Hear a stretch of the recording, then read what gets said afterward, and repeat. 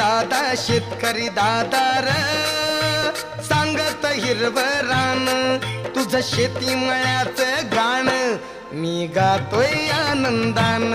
तुझं शेती मळ्याचं गाण मी गातोय आनंदान